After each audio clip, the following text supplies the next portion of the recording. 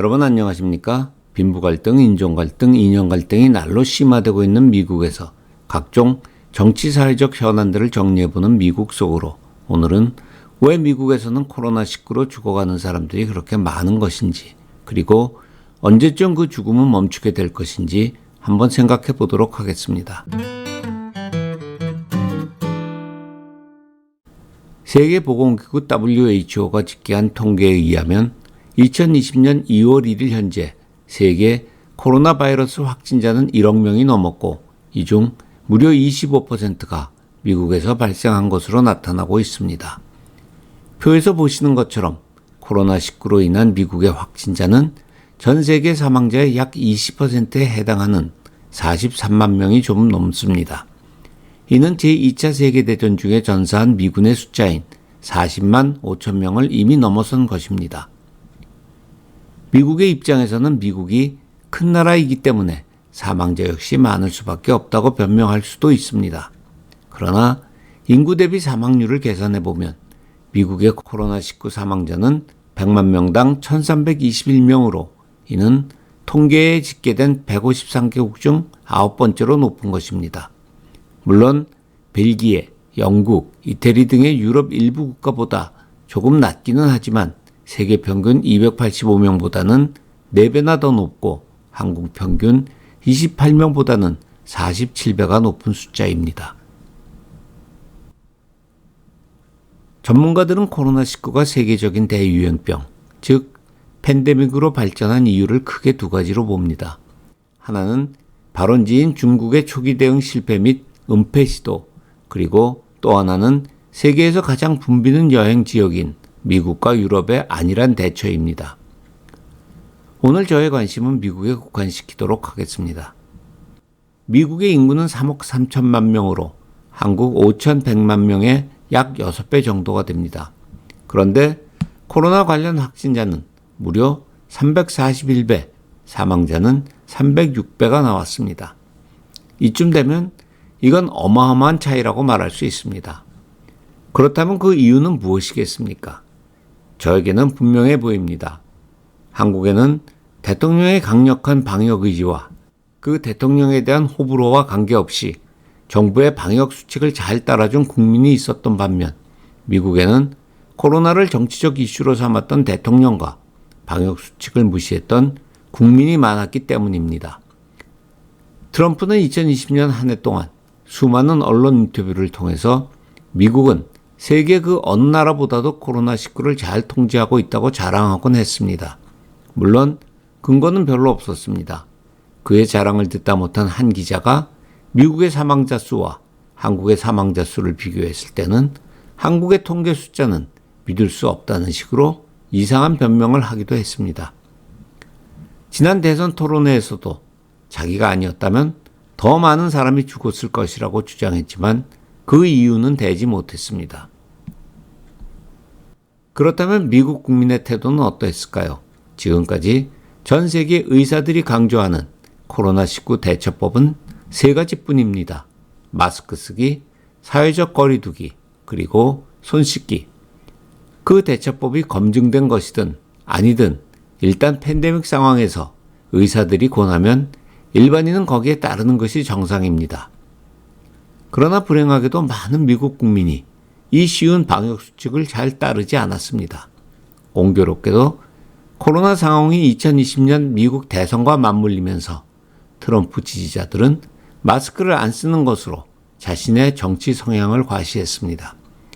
대선 과정을 통해서 그들은 미국의 코로나를 퍼뜨린 중국과 맞서 싸워야 한다며 마스크를 벗고 트럼프를 외쳤습니다. 방역수칙을 지키지 않은 것은 트럼프 지지자들 뿐만이 아니었습니다.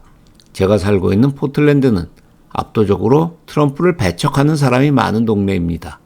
그럼에도 불구하고 동네 산책을 하다 보면 마스크를 안 쓴 사람이 훨씬 더 많습니다. 자유를 사랑하는 미국인들에게 마스크는 구속을 의미하기 때문이라고 합니다. 적지 않은 미국인들에게 개인의 자유는 남에 대한 배려보다 더 소중한 가치인 모양입니다. 1년 이상 진행되고 있는 팬데믹 상황은 미국의 의료 불평등 문제를 여실히 드러내고 있습니다. 지난해 11월 30일 업데이트된 미국 질병통제예방센터의 자료에 의하면 예상대로 코로나19 사망자는 사회적 취약계층에서 높게 나왔습니다. 지금 보시는 표는 백인 그룹 대비 아시안, 흑인, 히스패닉 그룹의 확진자와 사망자 비율을 정리한 것입니다. 한국을 비롯한 아시안의 사망률은 백인과 거의 차이가 없습니다. 그러나 흑인과 히스패닉의 사망률은 무려 3배 가까이 되는데 이는 그들이 백인에 비해 충분한 치료를 받지 못하고 있음을 시사합니다. 물론 백인들이라고 다 의료 혜택을 누리는 것은 아닙니다. 가난한 백인들의 사망률은 흑인이나 히스패닉의 그것과 크게 다르지 않을 것입니다. 사실 미국에서 부자들이 코로나로 죽었다는 소리는 잘 듣지 못했습니다.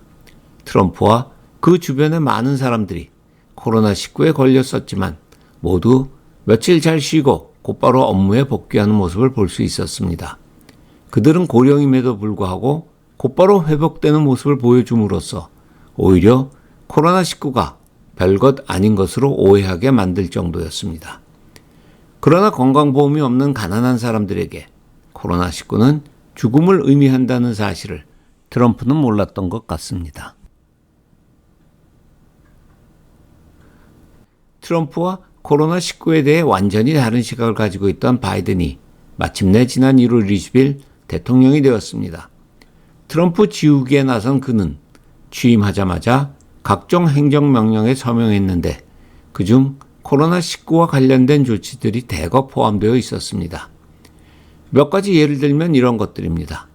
코로나를 연방 차원에서 전담할 조정관을 임명하고 연방 건물에서 마스크 쓰기와 사회적 거리 두기를 강제하며 비행기를 포함하는 모든 대중교통에서 마스크 착용을 의무화하는 것 등등입니다. 그리고 바이든 행정부는 현재 코로나19로 경제적 타격을 입은 사람과 기업 그리고 지방정부를 돕기 위해 한국 돈으로 약 2천조 원 규모의 지원책을 준비하고 있는데 여기에는 코로나 관련 각종 예산이 포함되어 있습니다. 그럼에도 불구하고 이러한 행정명령들이 당장 가시적 효과를 낼 것 같지는 않습니다. 물론 안 하는 것보다는 100번 낫겠지만 크게 달라지지는 않을 것입니다. 왜냐하면 결국 절반 이상의 국민이 정부의 노력에 호응하지 않을 것이기 때문입니다.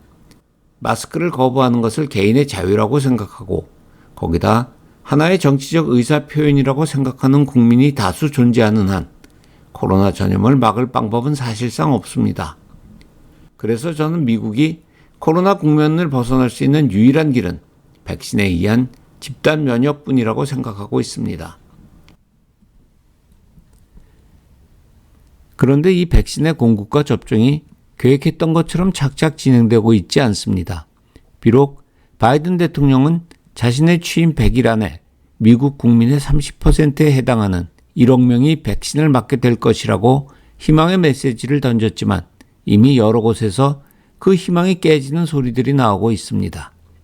현재 백신의 공급 및 접종 관리는 연방정부, 주정부, 카운티, 지역 의료기관의 다단계 구조로 이루어져 있습니다.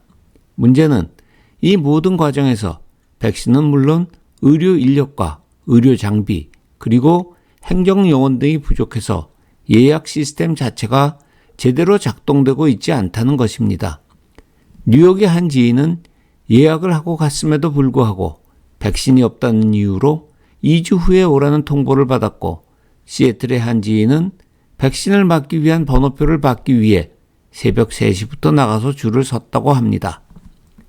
제가 살고 있는 오리건주에서는 오리건 보건국이 코로나 관련 재반 문제를 관장하고 있는데 지난 12월 백신 접종 순서를 발표하고 어느 정도 진척을 보여왔습니다. 대충 순서를 살펴보면 의료 종사자들과 장기 요양병원 및 양로원 거주자들이 1순위고 학교 관계자들이 2순위 그리고 고령층이 3순위로 되어 있습니다. 원래의 순서표대로라면 저는 3월 초에 백신을 맞게 되어 있습니다. 그러나 최근 이 순서표에 작은 글씨 안내문이 하나 첨가되었습니다. 공급량이 부족하여 제가 속한 그룹의 접종이 12에서 15주 정도 늦어질 것이라는 겁니다. 즉 6월 말이나 돼야 가능하다던 이야기입니다. 그렇다면 나머지 70%에 해당하는 오리건 주민들은 도대체 언제가 되어야 백신을 맞을 수 있다는 것인지 답답하기만 합니다. 이 영상을 편집하고 있는 2월 4일 현재 OHA 홈페이지에는 이런 문구가 걸려 있습니다. 백신을 맞게 되었다는 것은 좋은 소식입니다. 그러나 그 자체가 팬데믹의 종식을 의미하는 것은 아닙니다. 오리건에서 백신이 충분히 확보되고 배포되려면 아직 상당한 시간이 걸릴 것입니다. 과연 언제쯤 우리는 노멀로 돌아갈 수 있을까요? 오늘 준비한 영상은 여기까지입니다. 계속해서 제 험한 세월 TV를 구독해 주시기 바랍니다. 감사합니다.